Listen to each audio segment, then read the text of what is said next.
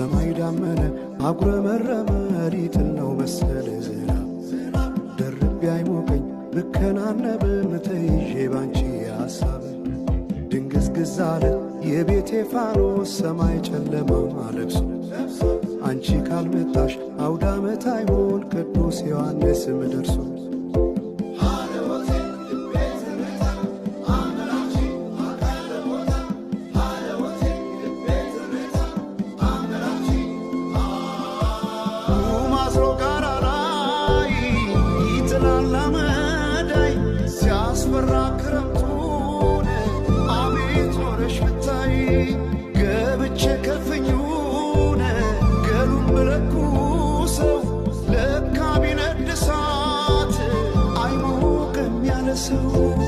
በፈካ ሰማዩ